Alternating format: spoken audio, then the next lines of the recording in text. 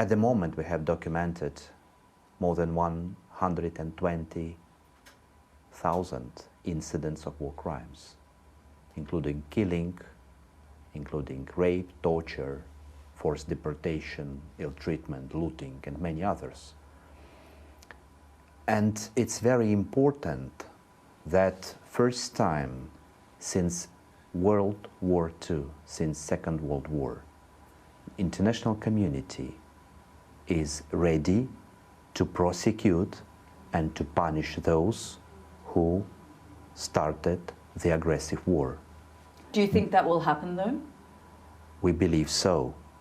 Are you worried then, given the state of play in Ukraine, given that there is a feeling that Ukraine is not necessarily winning this war, on the contrary, that perhaps then those responsible for some of these crimes will not be held responsible? I have no such feeling as you shared. And I think that most of Ukrainians, or maybe all of Ukrainians, has no such a feeling. Because I haven't heard any request or any advice to sit at the table of negotiations.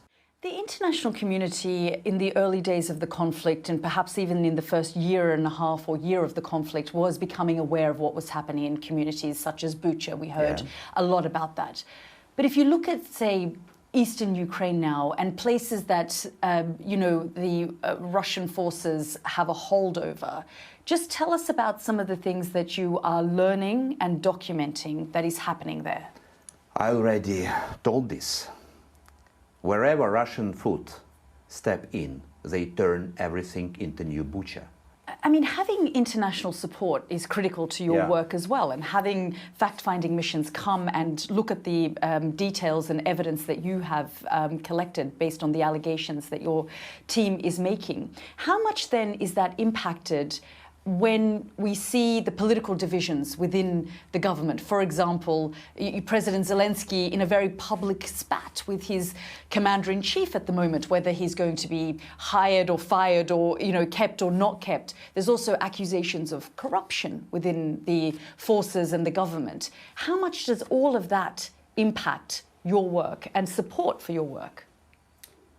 First of all, what is supportive to our work is that it's commitment of Ukraine's leadership to erase our country from corruption.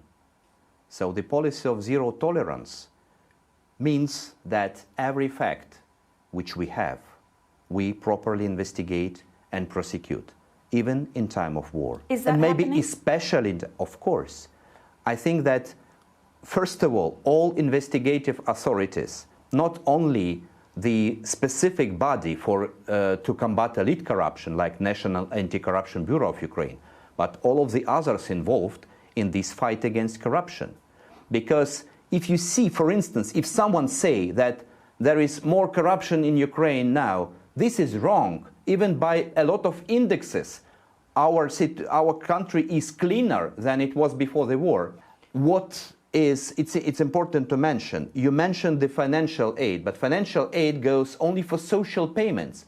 All military expenditures which Ukraine does, they're only by the cost of Ukrainian taxpayers. So it's important not to mix these two things. Are you concerned in an election year, that there is fatigue around the war in Ukraine, that perhaps if there is a Trump presidency, the level of support that you're looking at going forward won't be there?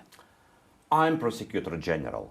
I'm not politician, and it's about politicians to establish the communication and establish relations. I believe that it's in interest of all civilized world, US, European Union, UK, Canada, and many other partners and friends of Ukraine, to ensure that Ukraine will win this war. Will win this war, will liberate our land, and will win our fight for justice. This victory will be not only for the sake of Ukraine and Ukrainians. This victory will be very important signal to those who are ready to open new wars and conflicts in the other parts of the world. That's why this unity, despite of any situations which will appear all the time, because your system and our system is democracy. And we understand that democracy is always about discussion and dialogue. Even within this discussion, we need to be united.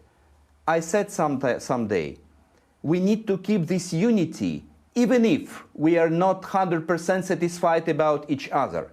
Because what we are fighting for is much more important than short political cycle in any country who are our partners and friends. In course of these 2 years, many countries have changed their approach to how ensure the Ukrainian victory. And I will say, at the end of the day, what you spend is only money. We spend our lives. I think that if you don't want to spend lives of your people, you need support Ukraine. Not as long as it takes, but as long as Ukraine will win this war.